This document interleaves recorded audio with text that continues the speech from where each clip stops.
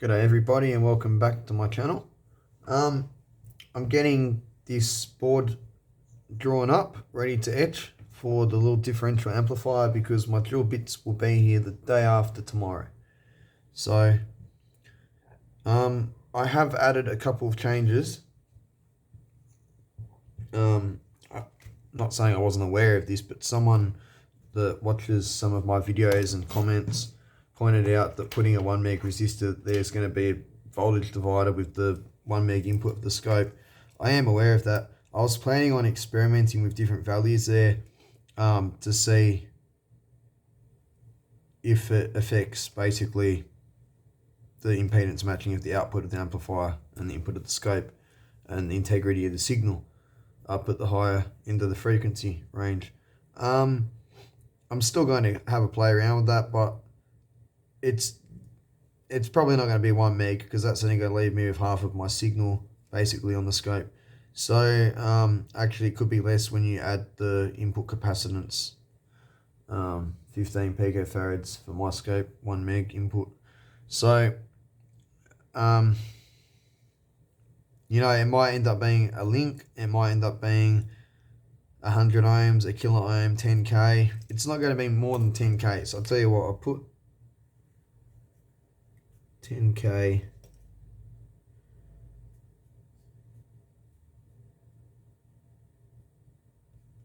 max there for that. And the other thing I've done is I've put a couple of resistors here, 1 meg each, to load the two inputs down and create a guaranteed 1 meg input, again for impedance matching. Because the inputs on this thing, I forget what it is, 2 megs or 4 megs each input, it's high. And obviously I don't want the resistor after the capacitor because it will form a low pass, you know what I meant, high pass filter. So I need to add that in my design, which is not really hard. To be honest, I don't really need to add anything. It's just going to sit, the capacitor is going to sit there and the resistor will just go to ground right there, you know. Well, actually it will happen near the inputs, but yeah. So I've basically finished the board design. The pad that goes to ground is here. The track next to it goes to a 10k resistor to ground. That's the PD pin, power down pin. Positive and negative, I've still got to route the two tracks for that. Our feedback network goes there. Those are our input pads. Output capacitor goes there. Oh, you know what? I've got to make a gap in that track for the output resistor. I did not think about that. Oh no, I have. What am I saying? It's right there. Right next to the op amp where it should be. Okay. So I basically just need to do the power traces, little place for the capacitors, and then fill in all of this ground plane. Oh, that's the other thing. I've changed the calculations so that it's bang on. So 4.3 is our dielectric constant. My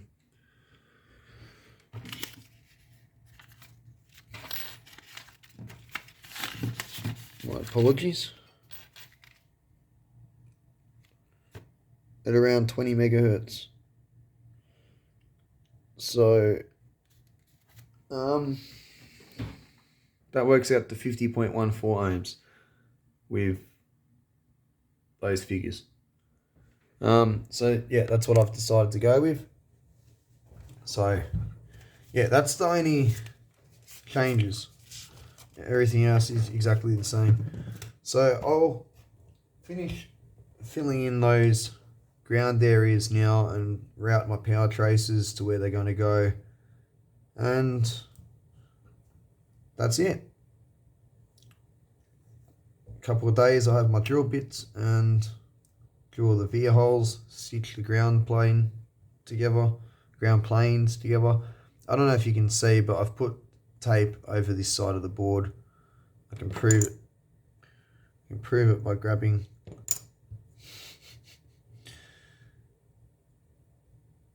trying to grab a piece of tape it's not proving very fruitful. Yeah, that's not going to happen.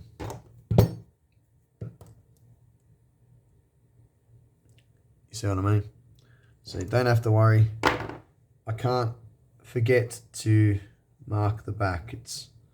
It's sealed and no solution will be getting near it. Alright, I'm going to get this done and I'll come back and show you when it's finished. Alright, I'm just getting the part done where I've got to concentrate on the controlled impedance. So this area here and here, here and here has to be 1.5 mils wide. So I'm just getting those traces dialed in. I've still got to do a little bit of work on this bit, possibly that bit, and definitely that bit there. And these other trace area bits, well, the feedback area I'm doing the same 1.5 mil, but the power traces I think I might actually bring back a little bit this way. No, I don't want to bring it closer to the input. I'm probably just going to shave a little bit of it off this side so I can get my ground plane in around the feedback area more. But all the other areas, like where the ground plane's coming around the power trace and that, it doesn't matter what width it is as long as it's, you know, close to it and it's doing a good job of shielding. So I'll get that finished and I'll come back. Okay, that's it. So the power traces, I've gone a lot closer with the ground plane because it's DC, and yeah, in this situation it's beneficial.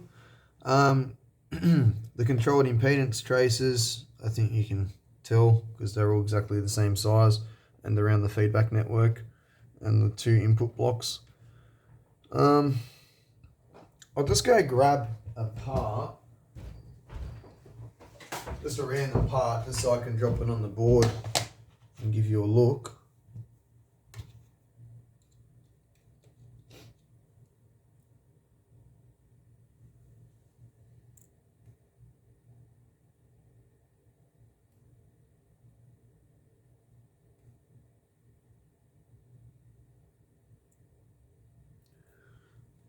Okay, I know it's not perfectly straight, but I mean, you can see how well it lines up. Actually, that's quite far away from the camera. I'll straighten that up and then I'll lift it up and bring it up a bit closer.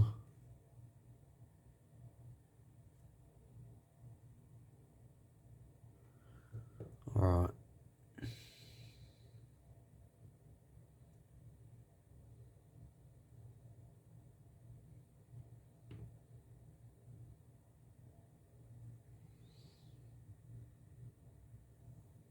I have to take the autofocus, put the autofocus on. So it's come out good, I'm happy with it. So I've just got to etch this up now.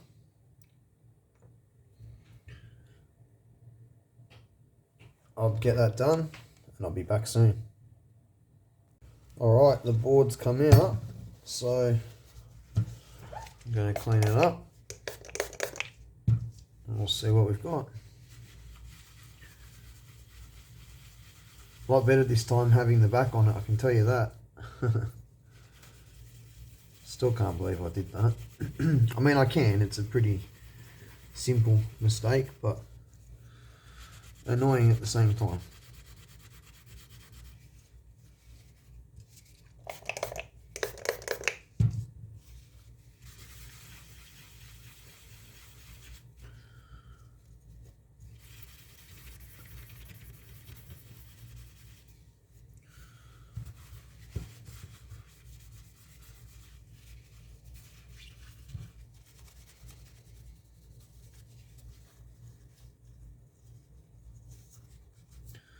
I am very pleased with that. Very pleased. Let's take the tape off.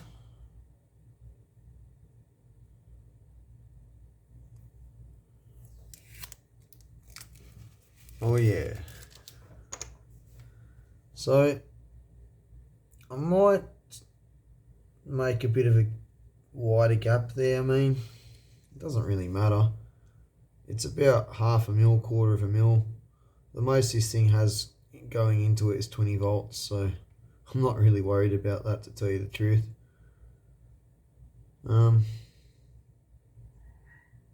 Yeah, cool. Now we just have to wait till Wednesday, because not only I get my drill bits on Wednesday, what I forgot to mention is I've ordered some other components. I mentioned this before that I ordered some SMD components, so tantalum capacitors, normal capacitors, resistors, and some other random SMD kits. But for this, I need the tants, the ceramics, and the resistors. So they come at the same time as the drill bits, so that works out really well. So I'll put this back off to the side for now. Actually, what I'll do is I'll put it back in a bag to keep copper nice and yummy. Yeah, like that. The tape's still stuck on the back. It appears the tape ripped as I was peeling it off, and some of it's still on the board.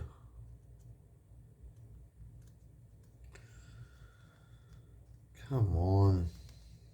You've got to be shitting me. Actually, you know what I think that is? I think that's just a sticky.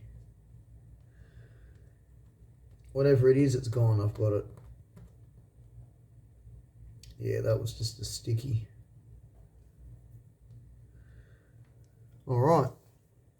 I'll put this in this bag and we'll come back to this in a couple of days and populate it.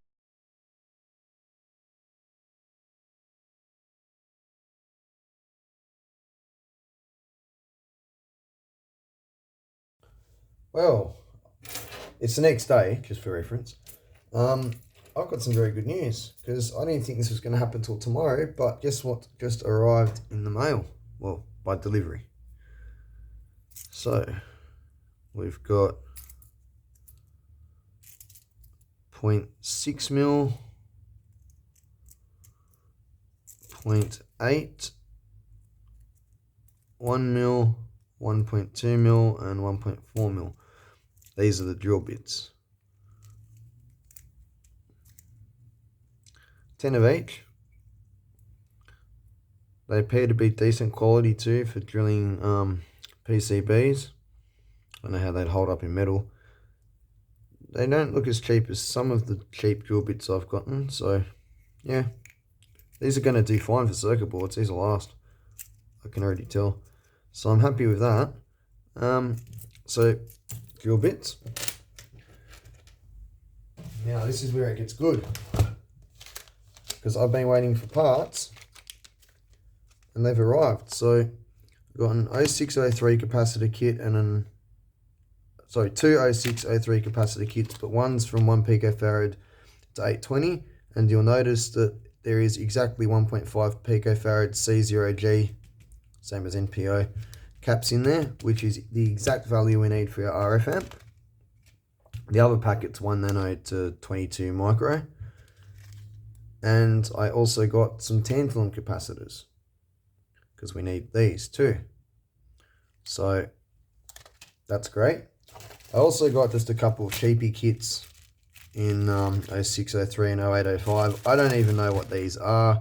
You know, I would imagine all the little values up to, I don't know, what does it go up to on here?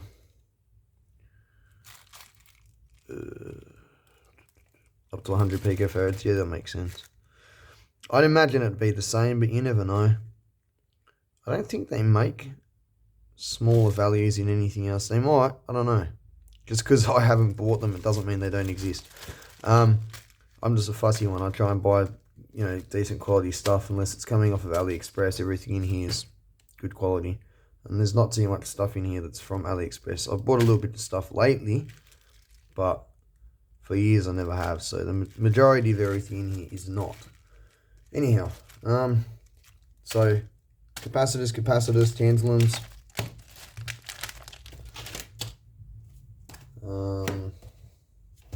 Okay, here we go. Resistor book. 0805s, starting at 1 ohm, going up 0 ohm, 1 ohm, 1.1, 1.2, so good increments. Got everything you could think of in here.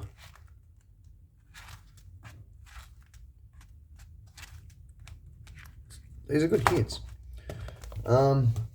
Also 0402, same thing, 1 ohm going up to 10 meg. I also grabbed a mixed transistor FETs, just all different random things, diodes, 431s, you know, just common parts. These are folded in double. There's actually a decent amount in each thing, so you know that'll keep me going for a while. This is good. Saves me having to do a lot of SMD harvesting, which I hate doing. I'll just go through this so you guys can have a look at the selection that they give you, because I've had a quick look and I'm actually quite happy with it. You know, it really is just common components. Are there any A2 SHBs? Yes. Nice. I do know a fair few amount of SMD component part names off by hand, surprisingly, for someone who doesn't like them. The sad thing is we're forced to work with this crap these days because everything's made out of it, so it doesn't matter that I don't like it, I still have to get used to it. So that's that. Very happy. So that's all I ordered. I didn't order anything else. I just ordered components, which there's quite a bit there considering the price and size of it, and drill bits. So I've been waiting for this to arrive. Actually, I did order something else that's coming. I've ordered some high voltage capacitors. The crap quality, I already know what they are because I've got like the lower voltage variants of them. I ordered them for my amplifier because I need some 47 mic caps that are like 150 volt. I'm not worried about the ESR so much. You know, if the ESR is up a little bit, it's going to be fine. The circuit that is using the cap doesn't require low ESR, and just due to the fact that it's a higher voltage, it's already, how do I explain this? Doesn't need as lower ESR cap just in this particular circuit. So they're fine. I'm waiting for them to arrive, and there was one other thing that I grabbed. Oh, a voltage regulator. I can't remember the part number. But I didn't have any here, and it is a common part, so I grabbed some, like 10 of them or something, you know. So that's probably what's coming tomorrow. But yeah, everything that I've been waiting on to get on with stuff has arrived, so I'm going to get to drilling up via holes. Well, actually, I have to start marking the via holes on this little PCB first. So I'll get to doing that now. And then I'll drill the holes. So yeah, great news is we can literally get this all finished now. I don't have to wait till tomorrow. Alright, I'll be back soon. I'm just gonna go around and basically drill a dot every 1.5 mil where I want the via holes, and then go and follow through with the drill bit. I haven't even decided what size I'm going to use. Probably 0.6, the smallest. I mean, as long as I can slide wire through the hole, because I'm not sure if I'm going to be able to like flood the holes with solder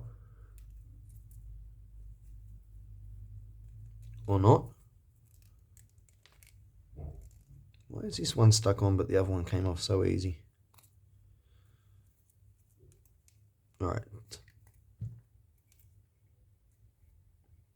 No, that's smaller than my wire. What is this? Oh, 0.71. Well, that explains that. We'll go with 0.8. So the V's are going to be 0.8. That's a pretty standard size, I'm pretty sure, actually. Let's have a look. I'll know when I see it because I look at via holes all the time. That happens when you work with boards. You just get used to dimensions of things because they're in front of your face all the time. Not that I go staring at via holes, you know what I'm trying to say. Yeah, that looks... Oh, you know what? I think normal veers might be smaller. There again, what is a normal veer? It depends on the board, eh?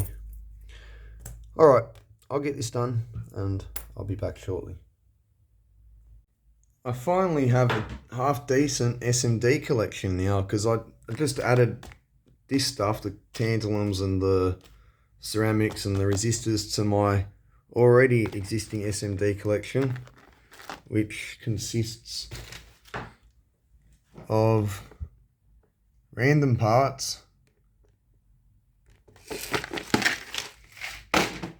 more random parts.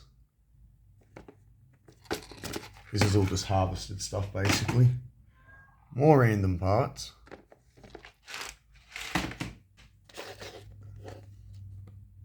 Random parts.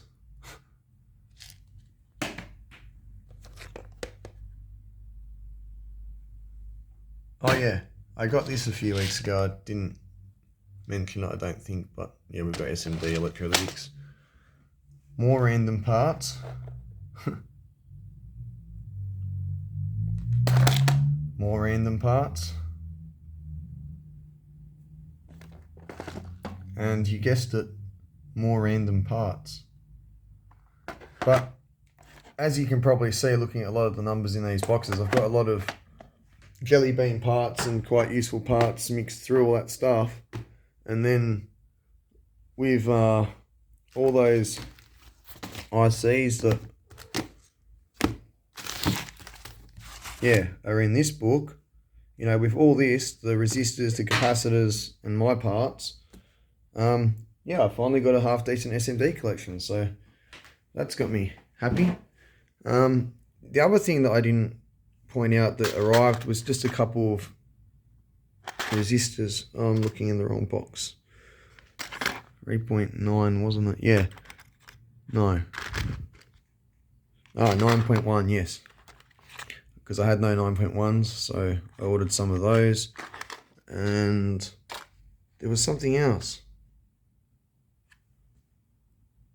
3.9? 4.3. 4.3, yeah. Yep. 4.3. That's why there's more of those than the other ones, because I ordered like 20 or something. But yeah, I don't have any of these smaller values in 1 watt carbon film, but I've put the numbers on the drawers in case I do end up with some. Likewise for the metal film, I did the same thing. But yeah, anyway, back to this. I've got the holes marked up. I started using the ruler and then I just started doing it by hand, and to tell you the truth, a couple of the lines aren't perfectly evenly spaced if you look at it. But I mean, I think that line, and that line I might redo because they seem a little bit, the spacing's too wide. But I'm happy with it, you know. It had to be under 2 mil. I think 2 mil was the ballpark. So, you know, especially for a board this long, honestly, it wouldn't matter if they were 3 mils, 4 mils apart, you know, like, because the board's so small. But yeah, this is more than adequate. So I'll go drill this up, come back, and we can start populating it. I've got to choose components. Actually, let's talk about that. I'll go grab some components and I'll come back. Okay, so for this, I've got some tantalum capacitors for the power rails. We're just going to be using 106s. That's 1 microfarad. So 1 mic on each rail, and Could go 10 mic. I don't really feel that it's necessary though. I'll have a think about that. Might put 10 mic on there. And obviously some 100 nano X7Rs. I've grabbed the wrong packet. Because the reason I grabbed that packet is because I also need some of those C0Gs, the 1.5 picofarads. So we're going to use 1.5 picofarad C0G 0603s, 100 nanofarad X7R 0603s, either 1 mic or 10 mic tantalums. What size are these?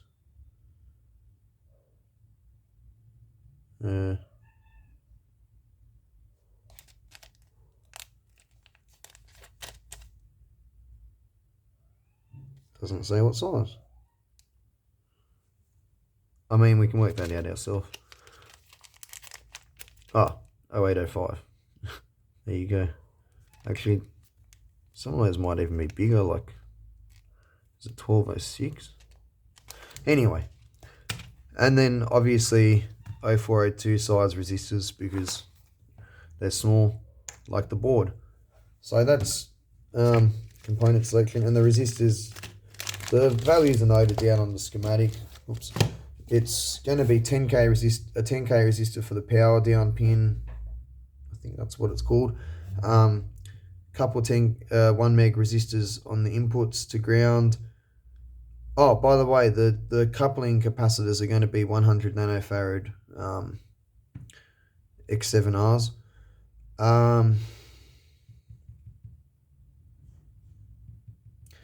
Yes, there is something else I'm forgetting.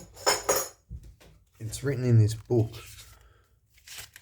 The RC network that goes in the feedback network. It is a 1k resistor and a 1.5 picofarad capacitor. So, yeah, I'll leave that on the table because I'm going to need that for component values. I'm going to go get this drilled up now.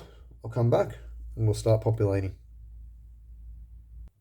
I just wanted to point out I did end up deciding to use 0.6 mil bits. What I'll do is I'll use something like this that's a bit thinner than the 0.71 mil tinned copper wire that I've got. So, and the reason I've decided to do that is just purely the thickness of the bit.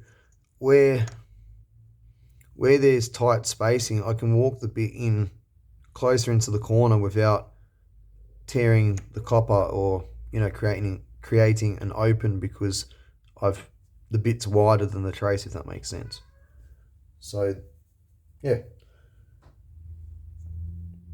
I'll go get these markings tidied up and drill this now. Okay, so I've started drilling via holes. I've taken the dots back off because I've ended up moving back up to a 0.8 mil bit. Reason for this is not the wire size, it's just too hard to drill 0.6 mil holes without a drill press, which is something I'm going to get, just a small one, particularly for this purpose. And basically, the two things I commonly need a drill press for is drilling small holes in hard steel. As you know, you'll snap the drill bit if you try and hold a drill and do that. Same with drilling circuit boards. I want a drill press for that too, so I want to get a small drill press eventually, but for now, the smallest I'm going to be drilling by hand, I think, is 0.8. Maybe if I've only got, you know, like a couple of holes on the entire board, I might try 0.6, but where I've got to do it so many, I've already snapped one bit. So I mean, if I'm just starting and I've already snapped one, what does that tell you? So I moved up a size. Anyhow, I'm going to go finish this now and I'll be back soon. This is not the best idea. I'm definitely going to have to sort out a drill press. I think I'm going to go back to laying my circuit boards out with the components just on top and not bother drilling holes unless it's like, you know, something like this that needs via holes, until I get a drill press at least. At least, you know, yeah. What I've been doing is putting the drill bit in here, only sticking out a couple of mil, and constantly resharpening it with a cutoff wheel on my Dremel. Anyway, I'm getting the job done. It's just kind of messy. It took, I mean, I started here, you can probably tell, moved to there, realised my spacing was then too big, and then the rest of it I've sort of maintained better spacing on these last couple of lines, but it's alright. I was just looking at this because it's just sitting off to my side. Did I say 106 before? That's 10 mic. I meant 105. But we probably will use 10 mic, to be honest. So I probably will use 106s and 104s, but ceramic 104s, not these. Alright, I'm going to finish this and I'll be back soon. Right, so after quite a bit of playing around, surprisingly I only wasted 3 drill bits. I got it done. I'll just take the autofocus off for a sec.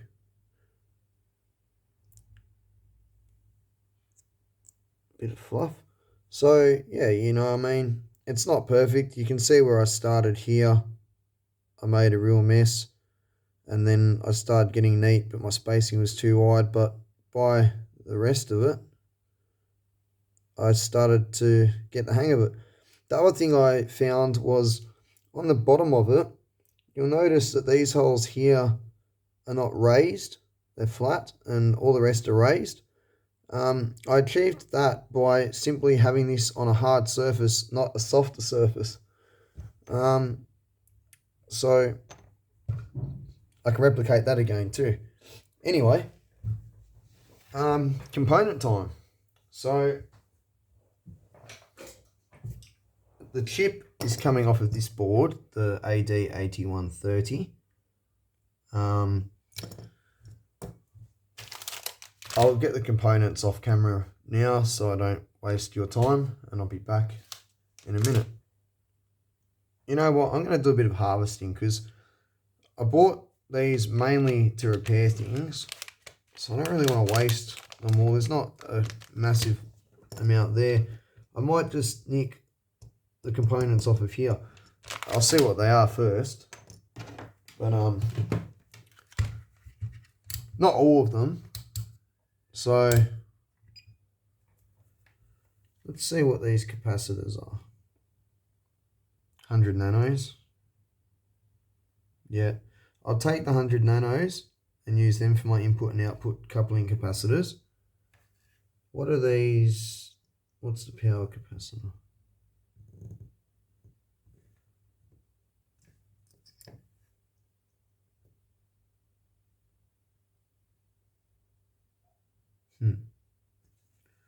Can't measure it in circuit.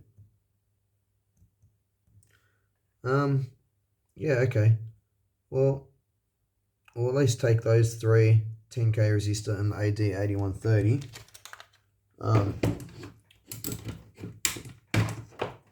Get the hot air on and we'll get to it. Oops.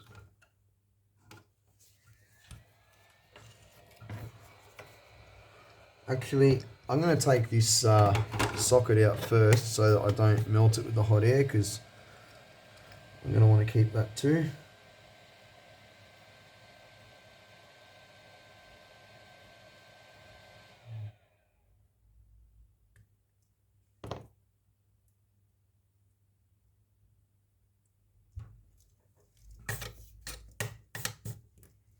All right.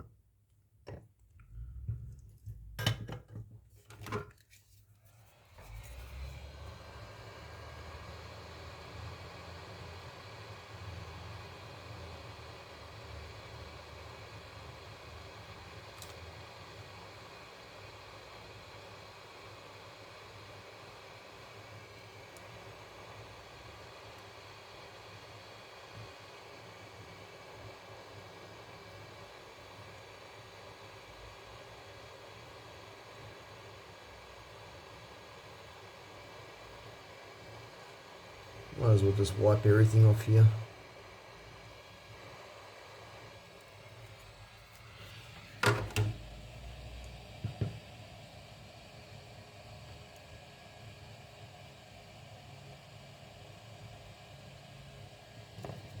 Alright, let's see what all these capacitors measure.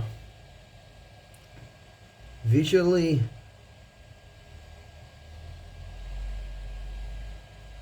they all look the same. That really doesn't mean anything though. Ow. I just touched a very hot BNC connector. Anyway, I reckon they're all 100 nano. There's two 10K resistors there too.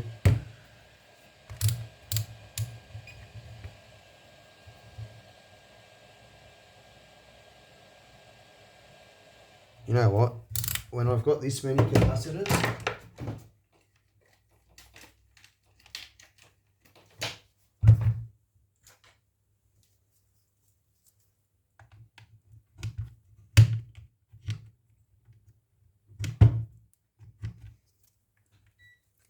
this is a lot easier.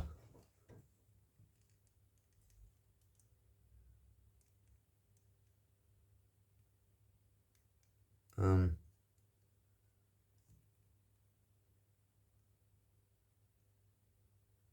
nano.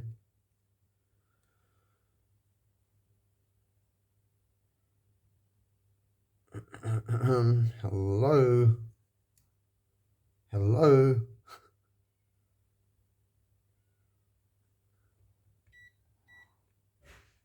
Oh God, my cat's just knocked something over.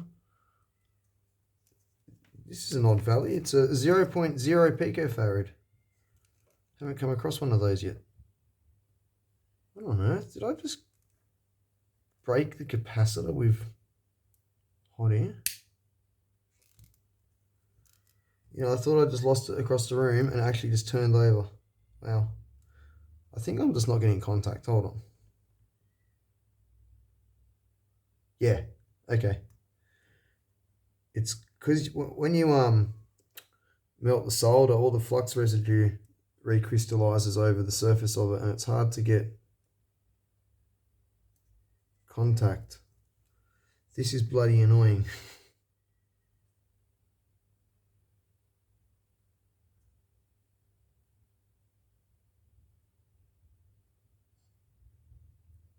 Jeez. So I'm going to say that these are all 100 nano.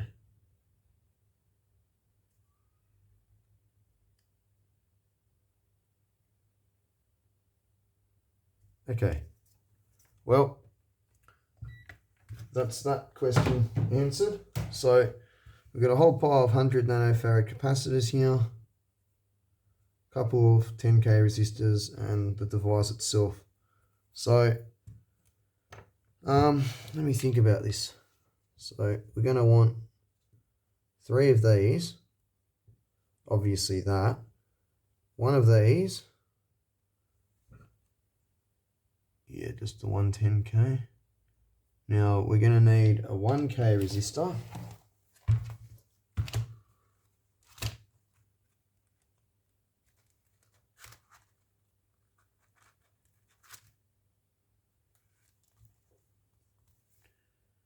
You know what? I might just have a look how big the other size resistors are that I've got. I'm not too worried about using 0402 for this. I just so that all the components look around the same. What am I doing? Look like that around the same size, you know. My apologies. Yeah. Nah, it's alright. I'll use 0402s. That's just a waste of a component that can dissipate more power. I don't want to use them up, and then when I need one, I won't have them. That's just kind of dumb. Alright. So 0402. It's just going to look very small in comparison to the others.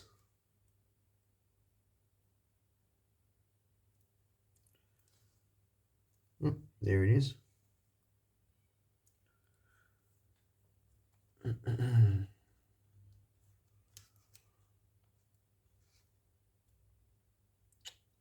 knew that was going to happen. Trying to keep, you know, I should have put it in from the other end. Oh my god. And 1K is like a really popular value, common value, you know what I mean? So I don't want to lose them. Yeah, that's going to get lost. I'm just going to put it in this way. At least it can't go anywhere. Alright, so 1K, 300 nanos, 10K, 1.5 picofarad, NPO, C0G, same thing.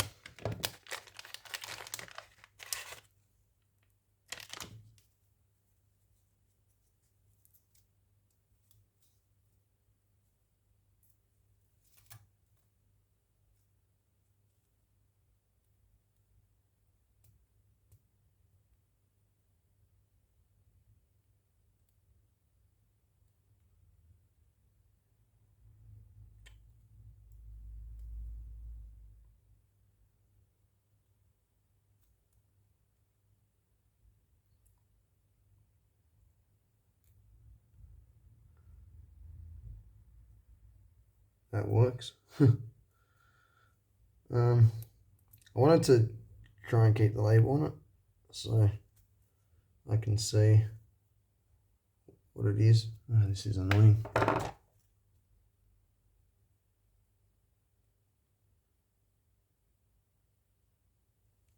Alright.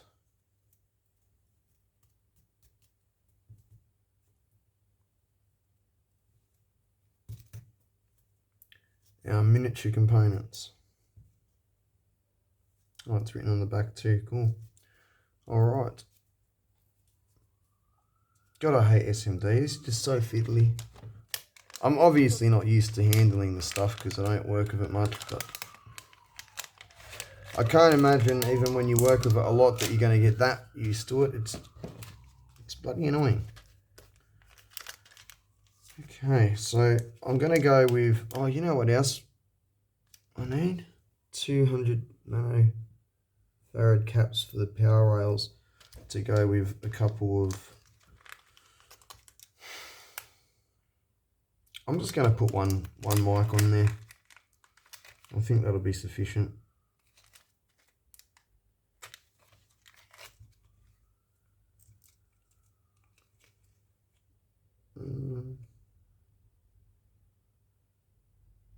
Looks like 16 volts, the lowest 105 I've got, which is plenty enough because this is for each rail. The most this thing will be powered off of is plus minus 10 volts, so 10 volts each rail.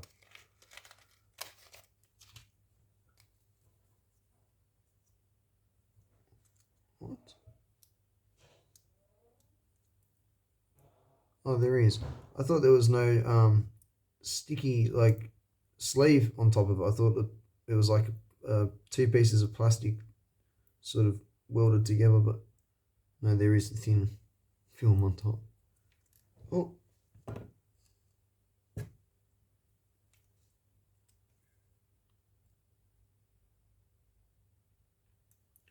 All right. So one mic, 100 nano, 100 nano, feedback components, power down pin, decoupling. I want two 1 mega ohm resistors. So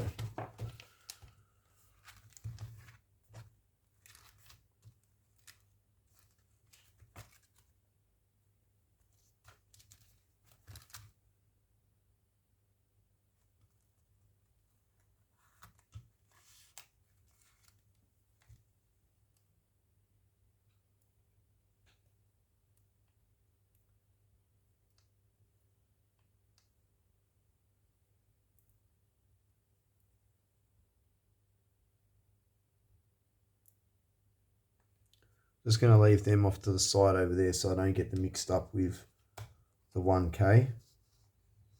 Because at 0402 there's no space to print numbers on them, so if you get them mixed up you're not going to have fun working it out. You're going to have to literally measure them all. 1 meg. Okay, the output resistor.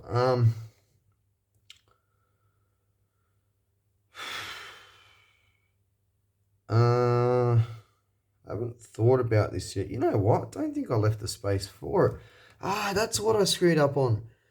I remember when I was doing this, I was actually looking at this going, oh no, I forgot a spot because I knew I needed a component in series with the output trace, but I forgot there's supposed to be two because there's the decoupling capacitor and there's the resistor.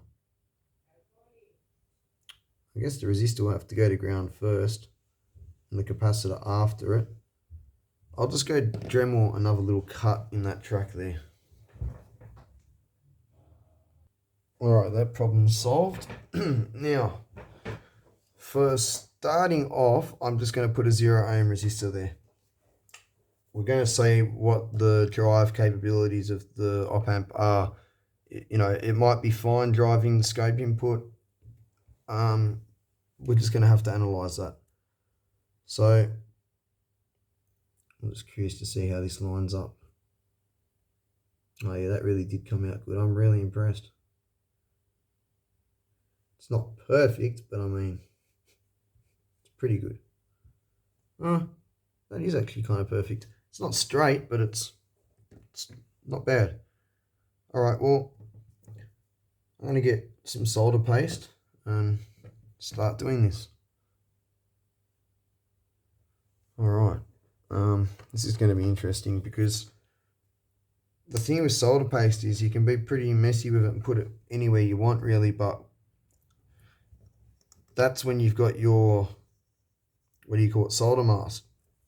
With this, it's going to get pretty messy if I just splotch it on there, I think. You know what? I'll do most things with the soldering line.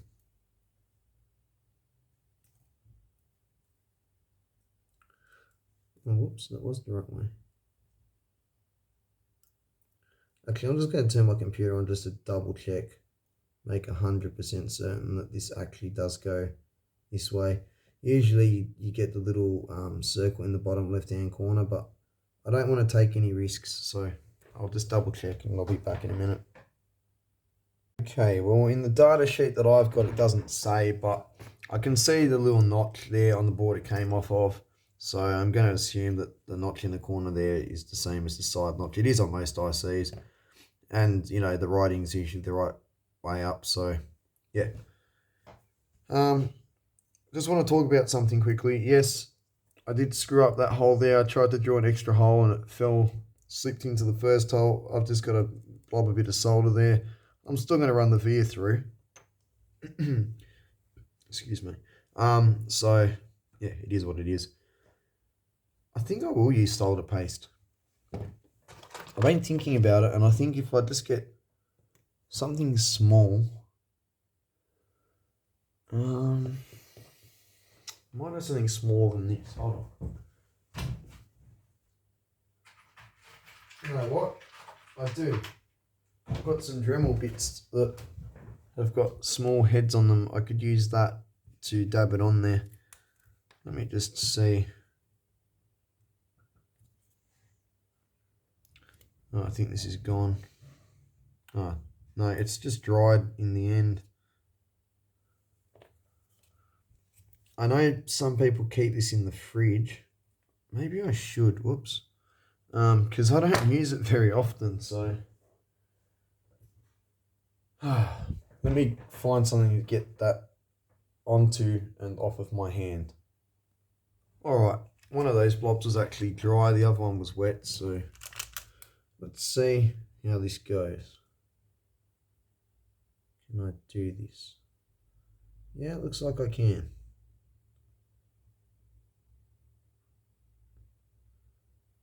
Oh man, I hope this flows. I've got a bad feeling about it.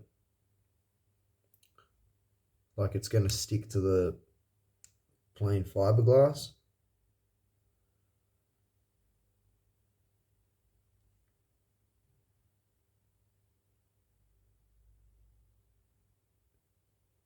I think what I'll do is I'll solder the chip down on its own first.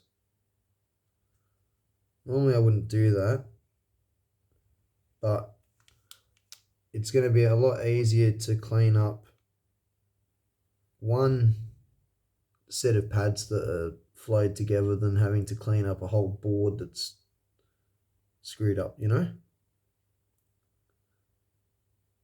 Yeah, I'm getting it everywhere. I don't think this is going to work the same as it does with a board with solder mask. I'm just going to try that for now.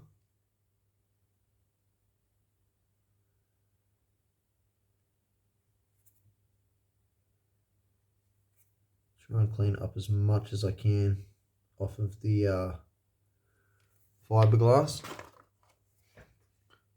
Like I said, I have a bad feeling this isn't going to work, but oh man, I'm just making a mess of it even more.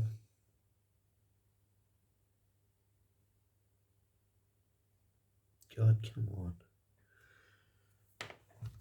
Alright, let's give this a try. Oops.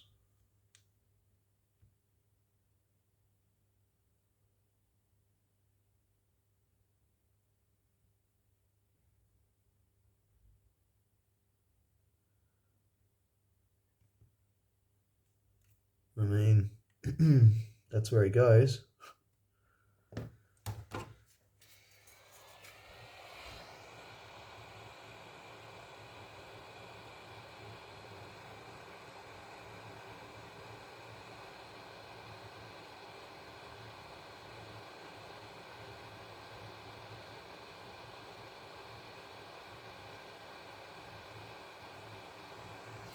You gotta be shitting me. That actually works.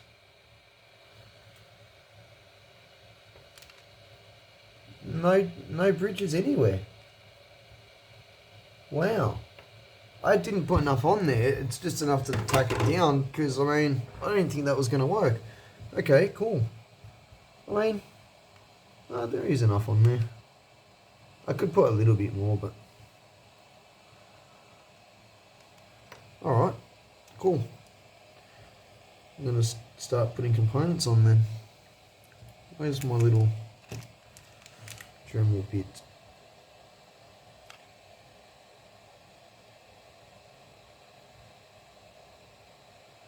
Might have to wait for the board to cool down first. You know what I didn't think about when I put those via holes there? The 10k resistor. It's alright, I'll fit it here just next to a via hole. It'll just fit.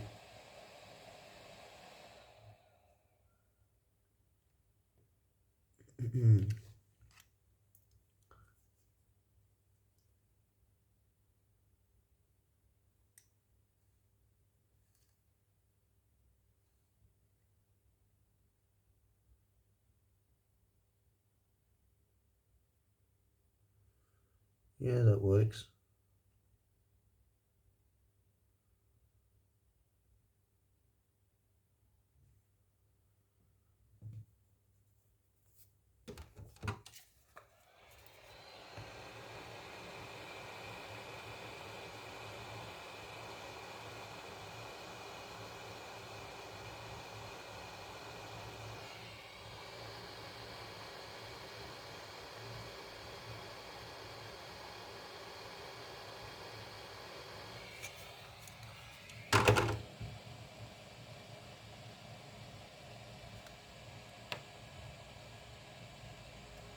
I don't know about that. I don't like the angle it's on. Whatever. It's my first surface mount board I've ever tried to make. I can't be too fussy, can I? I don't think it's shorted. No, it's actually fine. Alright. I'm going to let this cool down and just put everything on at once. I can see this is actually working, so I'm just going to go for it. I'll just wait for it to cool down. Because the solder paste goes very runny if you try and do it when the board's hot, for those wondering.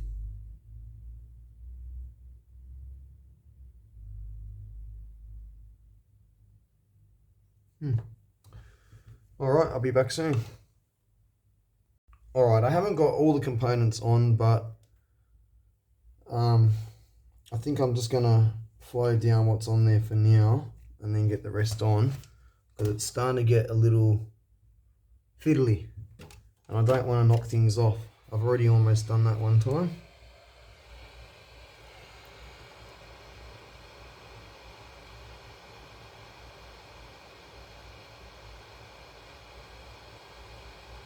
That did not go to plan.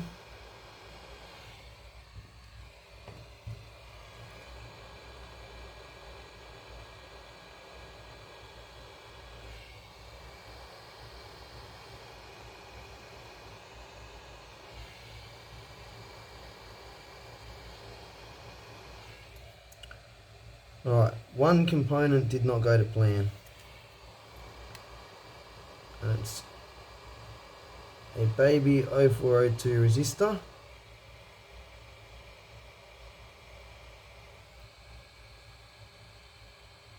I got it where it needs to go. I'm just going to hand solder that in place.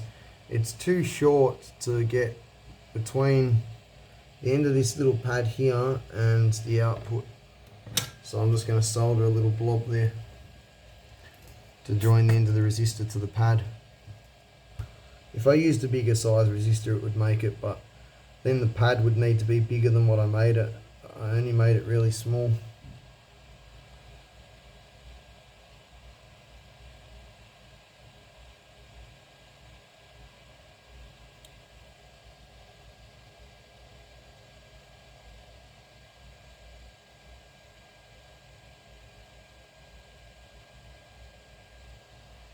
Beautiful, got it. Alright, I'll bring it up to the camera after it's done so you can have a close look at every little thing. But just so you can have a look at what I'm talking about right now. That little resistor that's in series with the output capacitor. It's very hard to see, it's just a little black speck. White on the side, black on top. Right there. Anyway, it is, as you can see, soldered, so I'll continue. I've just got to put 1 meg resistor somewhere here again. Oh man, I fucked up. I forgot that I've got to put space here for the other end of the resistor. Actually, you know what? I don't even think an 0402 is going to fit there.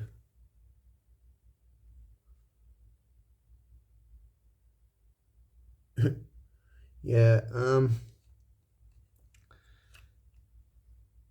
I don't think that's a go.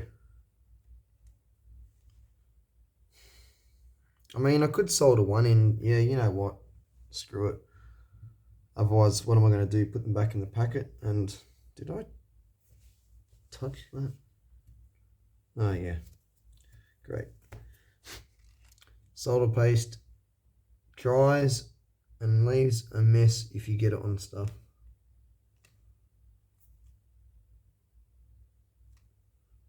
I'm going to try and solder one end of the resistor here with solder paste and then flow the other end of it, because it's going to be a little bit short. It's not going to quite make the pad. So I'm going to try and do what I did with that output resistor. Wish me luck. Oh, that's quite short, eh? Yeah, I think it's best if I just go up to a bigger size of resistor.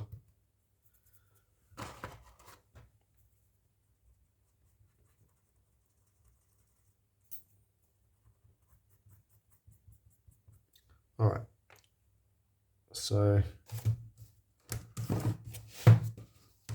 they were 1 meg. I need to come up with a solution for this because I don't want to just waste parts all the time. I know they're only resistors, but I mean, at this rate, I'll be going through them pretty quick. How on earth am I going to restore 0402 parts? If anyone out there works with SMD, leave it in the comment section what I can do, because I'm not going to have a million jars you know, for every value of resistor. So I don't know what I'm going to do. I mean, even just trying to put these back in here, it's, you know, it's almost impossible. And then I'm going to have to put, I don't know, a bit of tape or something over the end of it. Otherwise, they're still going to fall out.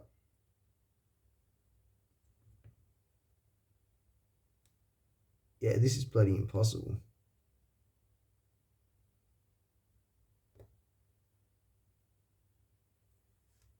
One's in there.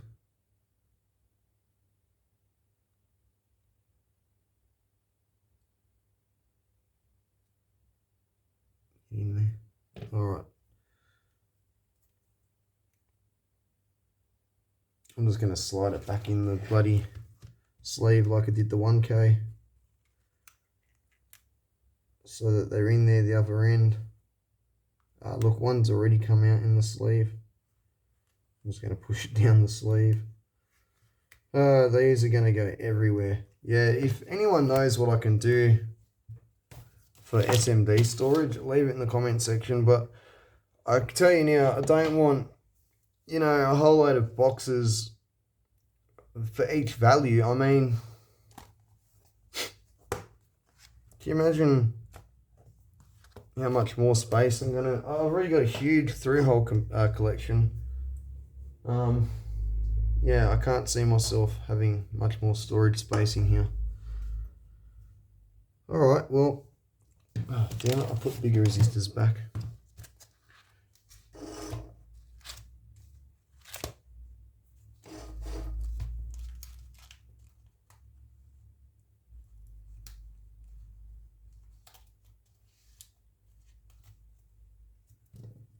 Grab two 1 meg resistors.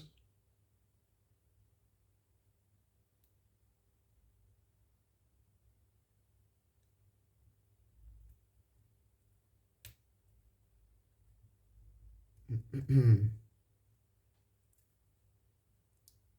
on. Right.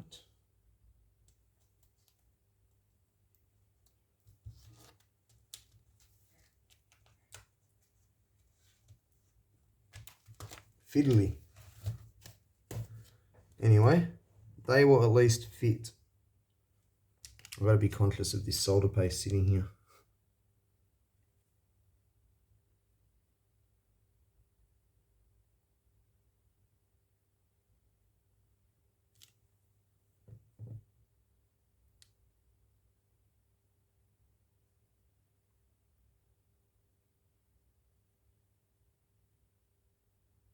Only just, but it does fit. Good. Oh, man, I wish I just used these for everything now. That's alright. I pick up things really quick. You know, if I got to learn something new, like this for example, I'll pretty much master it the first time. By the time I have my second go at it, I won't be making all these mistakes again. So it's alright, I'm a fast learner. I can't get too upset with myself because it's the first time I've even tried to put a build an SMD board and, you know, lay it out, mount the components, all that sort of thing. I only ever work with through-hole.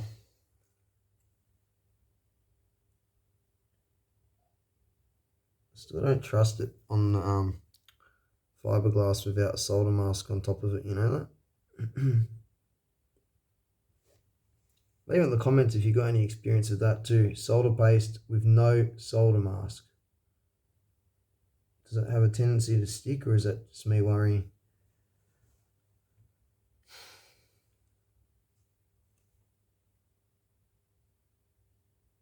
I'm trying to be as symmetrical as I can given my space constraints.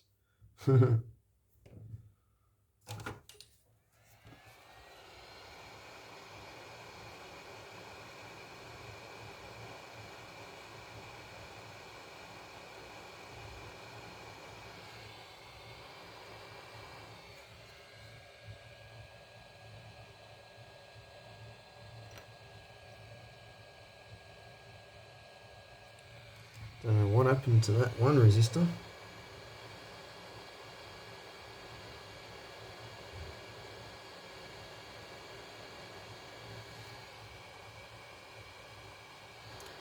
see. It got pulled over to one side. Makes sense. Alright. So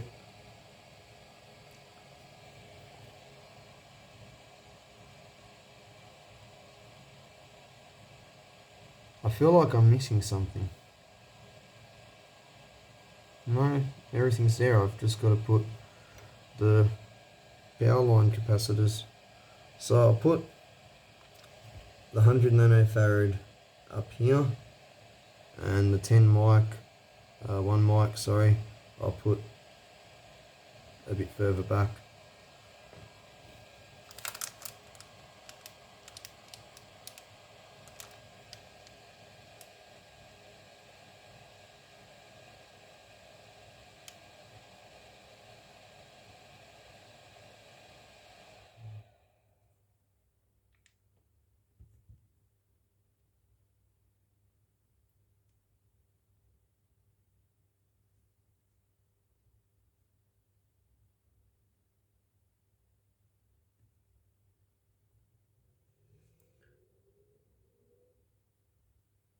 Just realised, what am I doing putting components on the board on camera?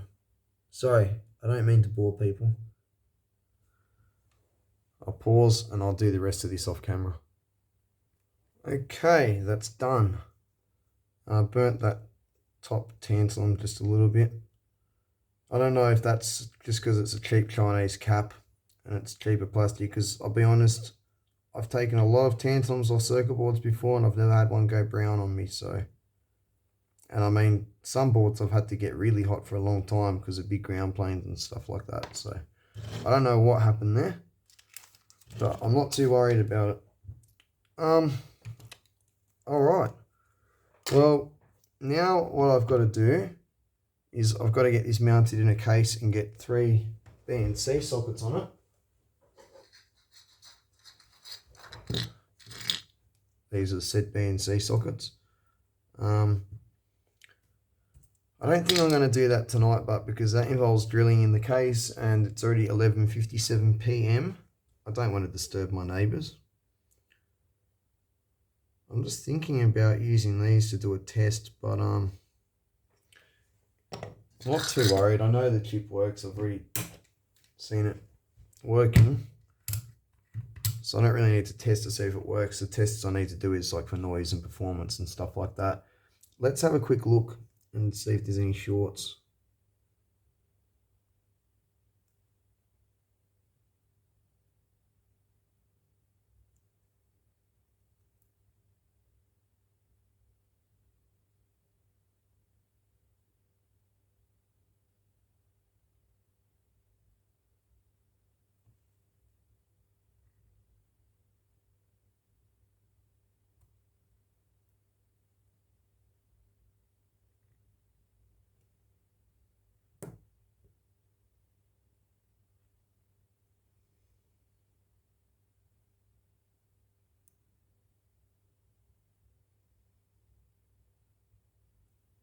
Looking good.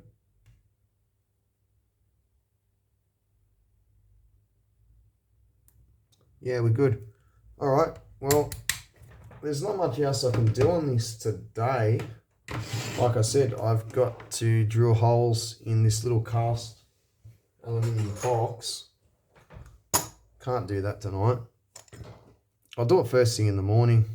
I'll upload this video now, and in the morning I'll come in and I'll just quickly get this mounted in the box and I'll test it once it's mounted, because I want to put 1 here, 2 here, and power coming in through a little grommet or something, you know.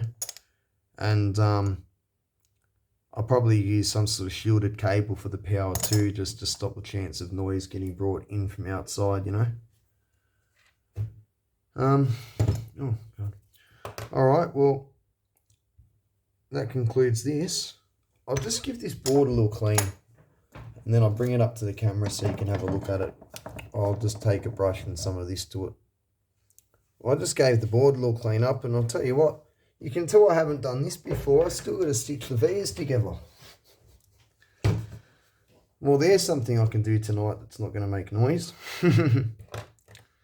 Anyway, I'll still give you guys a look at it.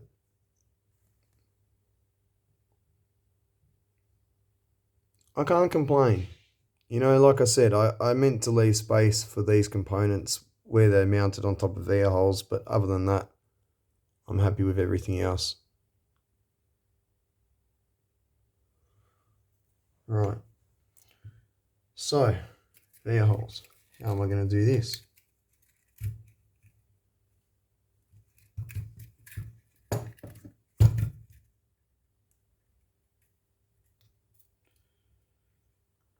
So this is my first idea. I don't know how on earth you could flood the hole with solder. I just can't see that happening. Like, maybe the hole needs to be a certain width and then you can do that, but I just couldn't see it happening with 0.8 or 0.6 mil holes. I think I'm going to have to cut little bars like this. Haven't even thought about how I'm going to do this yet. I think if there's a little bit hanging out each side,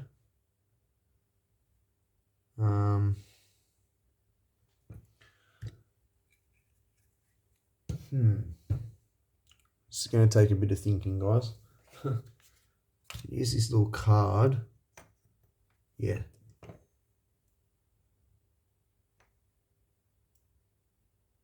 You know what I might do?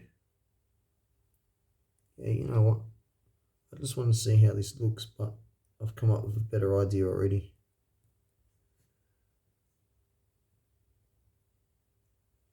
So the card does give it a bit of height so it can stick out the bottom whilst you solder the top. That is one way I could do it. But you know what? I think I might just get some wire and just go in and out of one hole, weave it. Do you know what I mean? Through one hole to the other, in and out, in and out. So it's all just one continuous thing. I'm going to do that. Yeah, that's a good idea. I'm actually proud of myself for coming up with that idea. All right. I'm tossing up whether to use this or whether to go get something out the scrap box. I'll go have a look in the scrap box. I'll be back in a minute. All right, I just pulled apart a piece of wire. It's probably rated for about 15 amps. It's got these, I'd say about 0.4 millimeter conductors inside it, which is going to make a perfect thread. So I'm just going to go loop-de-loop in and out of the holes like so. Pull it through tight. Go to the next hole. Oops. Gonna have to hold this down first. Yep, that works. And once the first two are through, it probably won't go anywhere now.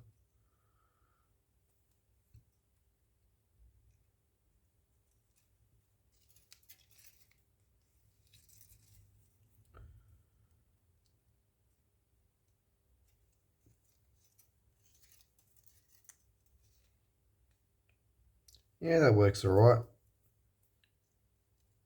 It's not the most perfect thing in the world, but hey, it's good enough. Ah, shit. I was trying to pull it through a little bit more. I think it was pretty obvious what I was trying to do, eh?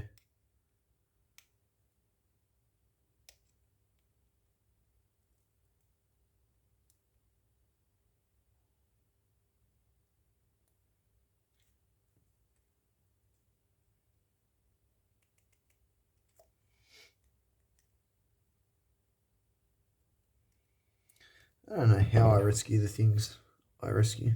I saved that. All right.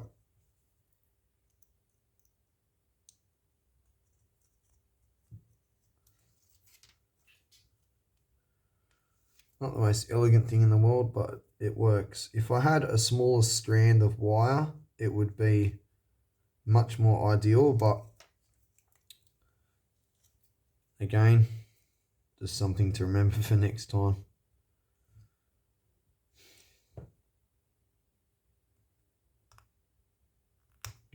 worry about that. I'll just fold it back. Every so often you get a loop that doesn't go in tight because the wire is so stiff. As you go to pull that last little bit tight, you're essentially trying to lift it up the hole before. If I put my nail there. Yeah, it's alright. I'll go do this off camera because I'm sure no one wants to watch me thread a board, and I'll come back when this is done. Well, I'm not too happy with this technique because it clearly leaves a lot of solder trying to solder in after you've woven it.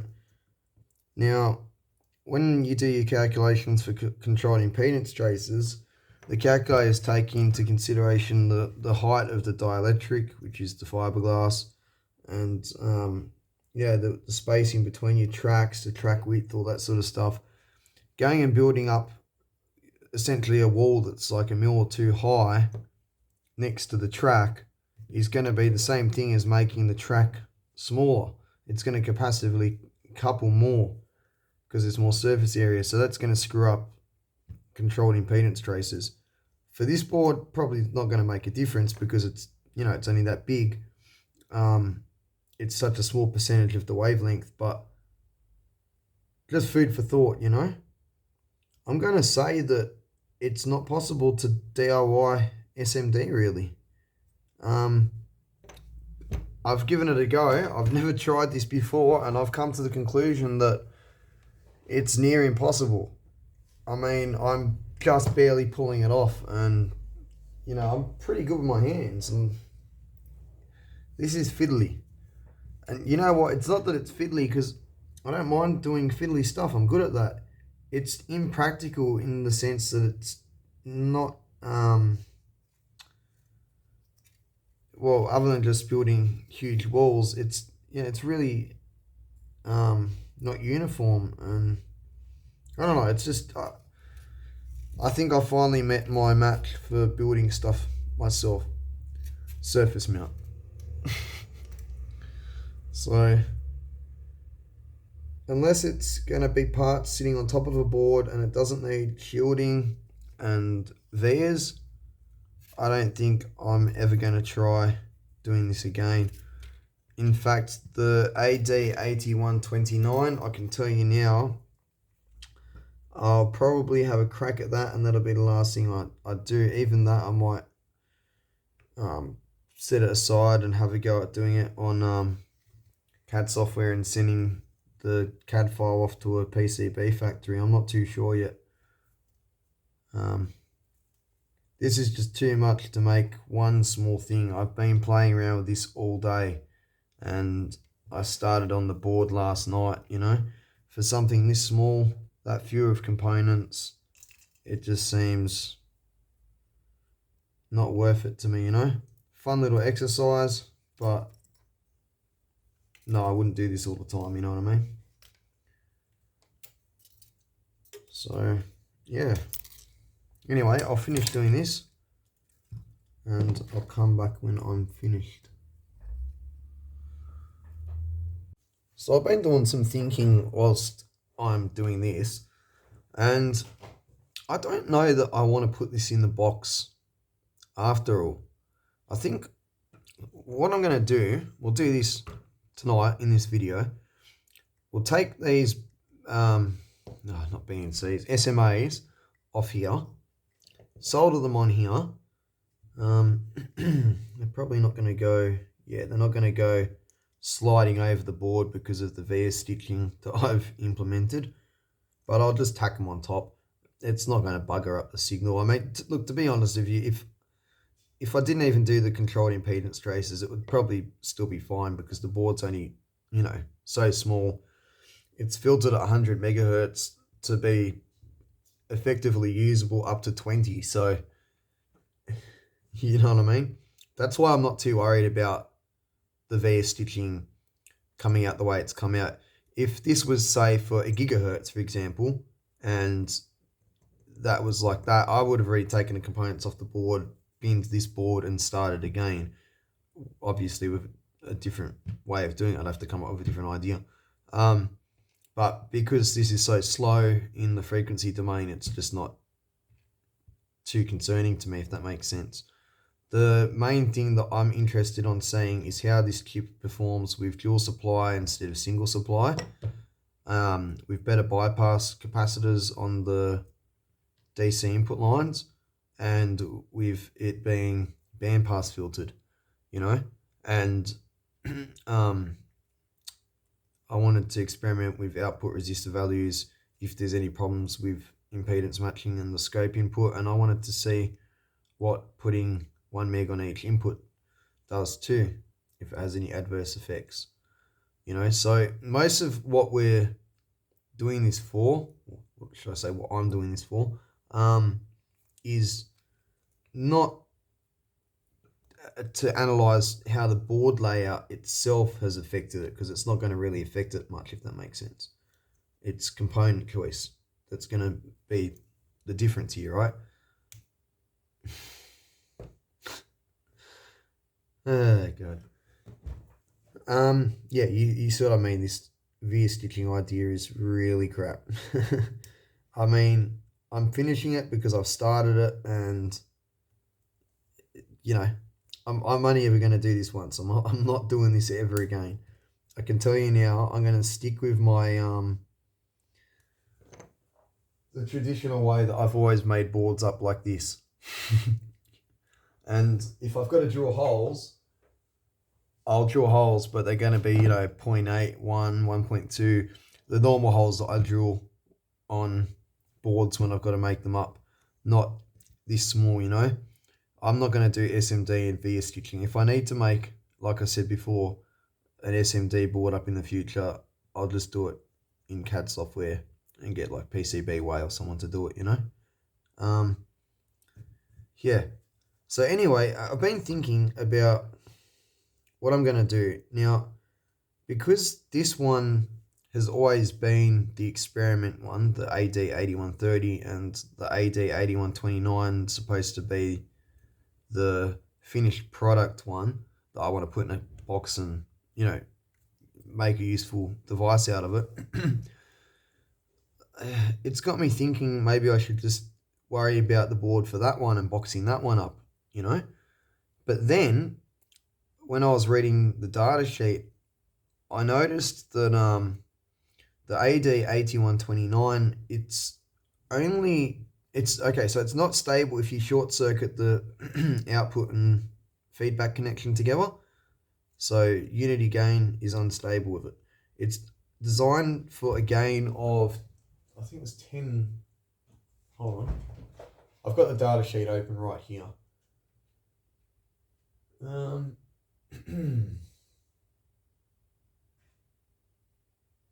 Yeah, 10. So it's designed for a gain of 10 or more. Now, I wanted one amplifier with a gain of 1 and one with a gain of 10. However, I wanted it all on the one board in the one box kind of thing, right? So I'm going to have to do a little bit of research on this AD8129 and see if there's any workarounds for that. I've got a funny feeling that I'm going to end up with two separate products, and if that is the case, then I will box both of them up. But if I can somehow get the AD8129 to be configurable with a gain of 1 and a gain of 10, then I'll just box the one. Or if it turns out that, this is the other thing I was thinking about too, it might end up going down a more complicated route where, say, I can use or have to use both of them, like one for a gain of unity, one for a gain of 10, and then they both run into another op amp and the output comes out of that, for example, I don't know. I've got some design considerations to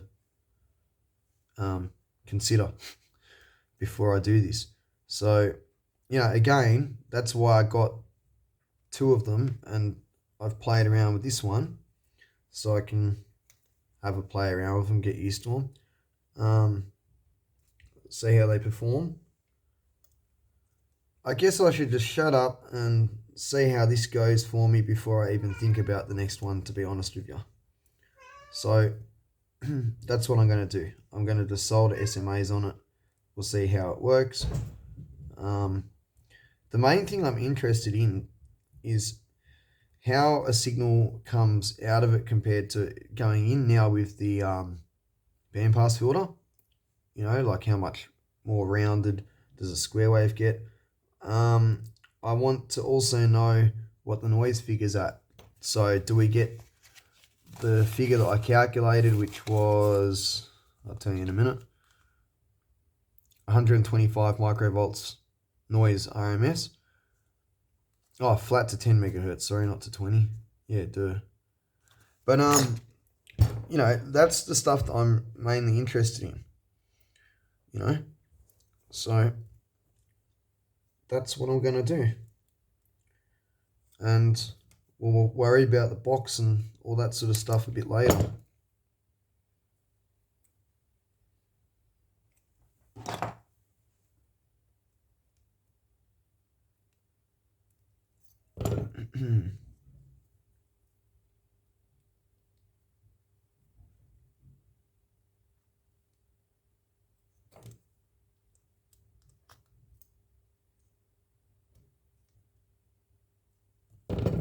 All right.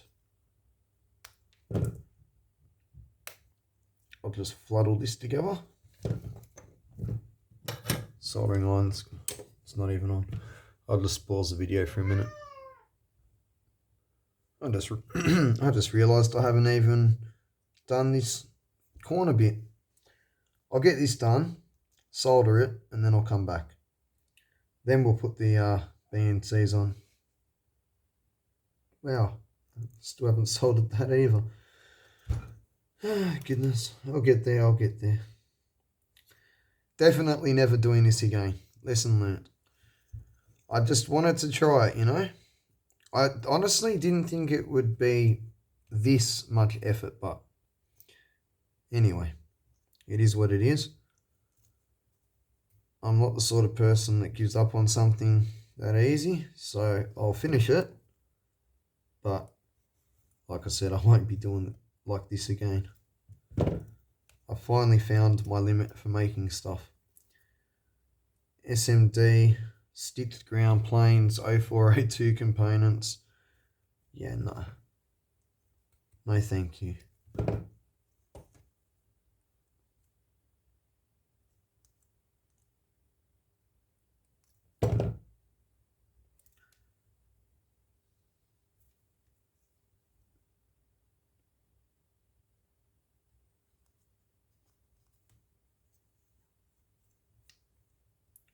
I'll pause the video and I'll come back when I've made some progress. You know, something just came to mind. I do have something that I want to talk about. The battery box that I made for these projects that's got the noisy output on the -5 volt rail. So I've been doing some thinking about this, and let me just go to the schematic. I think I've already drawn up a new one, so I'm not sure if the original one's in here. Hold on. No, that's the original one. That's good that this is the original one, because I couldn't remember exactly how I laid it out. So this can answer some questions for me. I was curious on where I put bypass caps. Wait, is this the original one or not?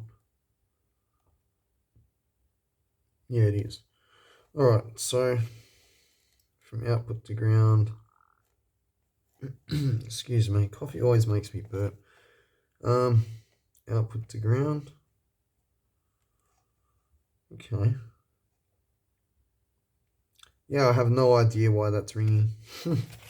I was thinking, you remember the first iteration of this, I had the regulators stacked on top of each other.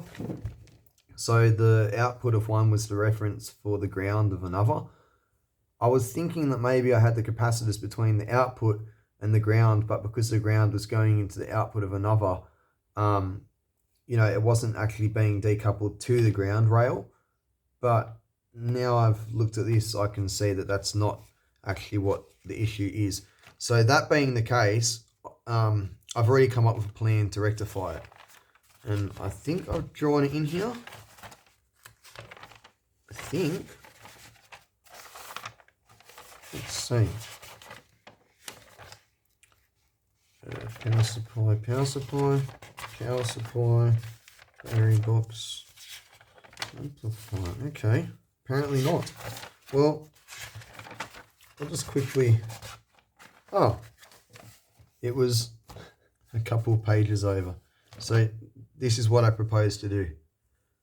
Reason being, the 7805 regulators are very quiet. They're ubiquitous. You can stack them up. It works fine. Very well, actually, in fact. And, well, you know, it will give us our increments that we want too. So we'll have we'll have a 5-volt rail. Wait, why have I not? That's hilarious. I've got to stop doing stuff late at night. My sleeping patterns are so screwed up from me staying up late. It's not good. Pencil. This has got to come out here.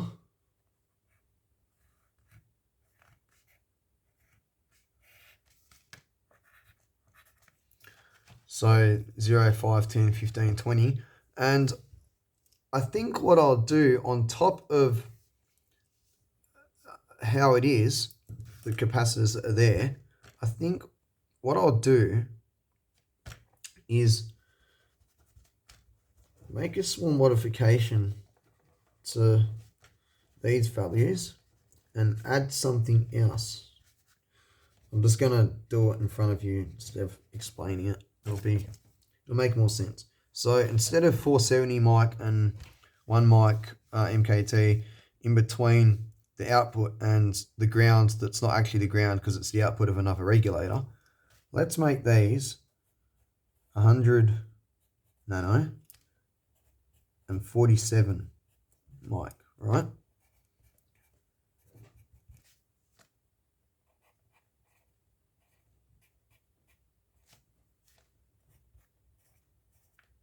And you're probably going, hold on, why are you making them smaller? One moment. I'll get there. Oh, whoops. No, not 47 nano. That is definitely too small. That's not going to do anything. 47 micro. Hey, can you guys stop playing here? Hey, out. Come on. Out. Jesus. 4700. 100. 47. Right. So because the capacitors are between the output and ground, but ground's actually the output of another regulator, these capacitors don't really have a path directly to ground, right? The only path to ground in AC terms is, you know, say you're using this rail, the signal's going to go through that capacitor with its ESR, through this capacitor and its ESR to ground. It's not a very good system, right? These are just really keeping the output of the actual regulator between its ground and its output stable, but they're not really providing a good path to ground. So what I'm thinking, let's just move all this out the way. So I've got some more writing area.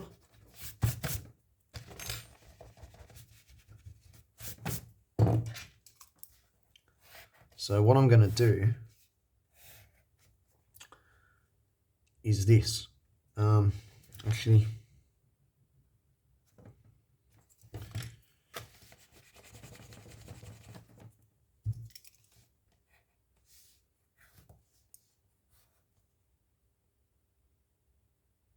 man, what am I doing? I need the lines the other way.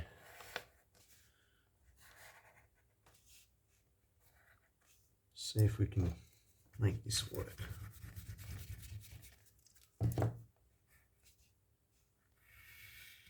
Okay. I know it's a bit jank, but bear with me. All right, we got this. So then,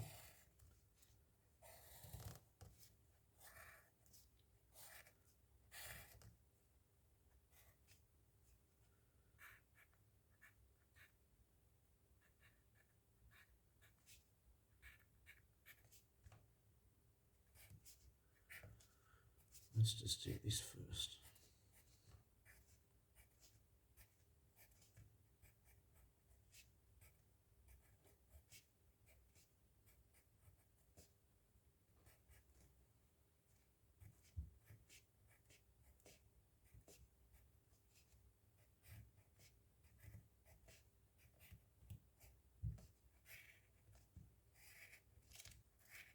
All right, and we'll make these the 470 and 1. You know, ditto for the same for all of them. All right, so that I think this is going to provide, you know, a really, really low noise battery box. And I've got a 2200 microfarad cap on the input and the 1 mic MKT. All the 1 mics are MKTs, the 100 nanos can be monolithics, the 47 mics can be normal electrolytics, and the 470s and 220s can be low ESR electrolytics, you know? So crazy level of filtering, but that is what we're going to do. So, and I'm going to do that quite soon because I need that for this. When I say this, I'm referring to the amplifier. So what I'm going to do is take everything out of here, just harvest all the parts that I've got in here, and just make up a new board. Can use the same front panel, obviously. So I just, you know, redo that because I'm not happy with the 5-volt rail having that ringing on it. If you don't know what I'm talking about because you haven't seen the video, I did a video where I built the battery box and tested it, and you can see in that video what I'm talking about. But the minus 5-volt regulators from ST oscillate, and I've done pretty decent testing on it. Like I've tried loading it, I've tried under different loads, different capacitance levels, different ESR, like, you know, different types of capacitors and capacitor values, all different placements. You know, nothing makes it quiet. They actually have a problem. And I did some Googling on it, and I found other people have noticed the same thing. So it's not just me. So that's why I ended up saying, okay, I've got to redo it. So if I've got time, I do want to actually look into that because I do find it quite strange that such a common part as a, you know, an ST LM7805 CV can have such a big flaw like that. So I want to take a piece of breadboard, you know, put it on a breadboard and try a lot of different things to see, you know, is there a way to make it work properly? And there's just some quirk with the layout with this one particular part, or no. I'm just curious. I have to know. And you know what? I'm absolutely spewing. I never told you guys this because I'm kind of partially embarrassed by it, but I ordered a whole load of 7905s. Oh, sorry, it's the 7905, not the 7805 that does this. I ordered a whole pile of them from some seller, I can't remember. I went to them because I've got stuff from them on before and it was legit, so I knew they were going to be legit components. You know what I didn't think about? To see who makes them. They're the same ST parts. And look how many I've got.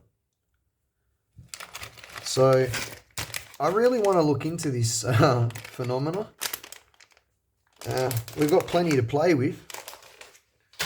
Strange problem. So, yeah.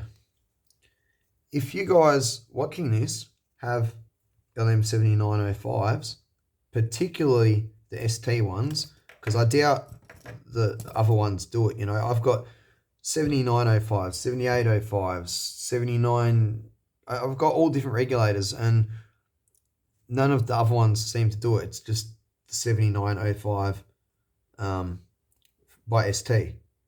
So if anyone out there has got some of them, and you've got a scope with decent resolution, can you have a look at it? Set it up on a battery, give it decent filtering. But honestly, I found that the filtering didn't affect it. I think it made it a bit quieter, but it wouldn't make it go away. And yeah, like, I'm just curious if anyone else has noticed it and what you make of it, because it's just really strange to me that, like I said, such a ubiquitous part and from such a huge manufacturer. Oh my God, hold on, my cats are grabbing things and playing with them. Okay, they've gone. You can have such a flaw. Although, in saying that, I will say this: I've heard quite a lot of things about ST making dodgy parts, and I can't think offhand, but I swear I've actually had some ST parts that didn't perform very well. Got it, the same part from another manufacturer, and it did a way better job. So I just can't remember what that was. They might have been transistors. I can't remember. I think it was. But yeah, leave it in the comments if you've got any insight on that, because it's just weird. It also makes me wonder how many people are using that part without knowing that it even does that.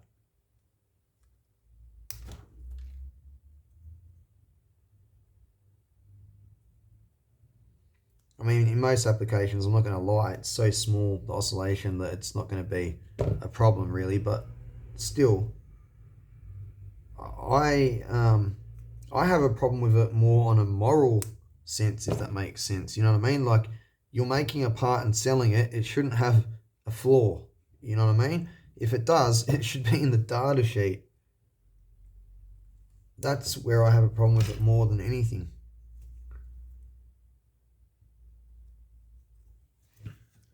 All right, I'll get this soldered up and we'll get some SMAs on here.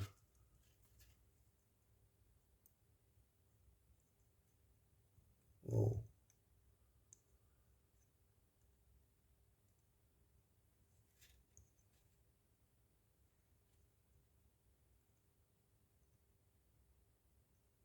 I did not mean to spill all that solder everywhere then. Oh well.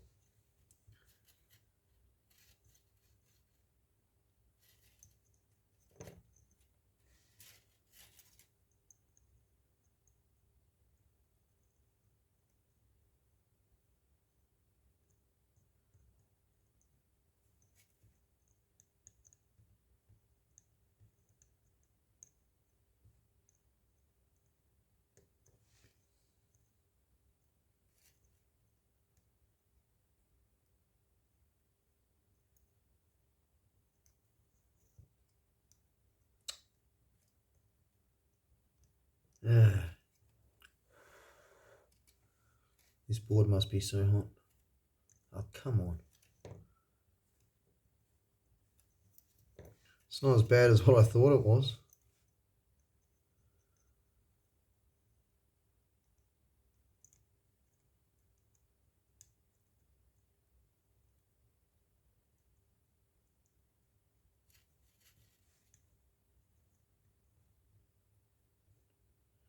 Never again.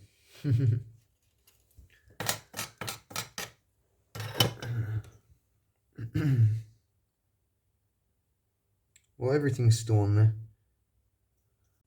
I've got mixed emotions looking at this now. It's actually not as bad as what I thought it was. I've cleaned it up. It's alright. The only thing that I've got a problem with is the height of the solder with the method that I use to stitch the via holes. Other than that, I'm actually entirely happy with it. So, yeah, interesting outcome.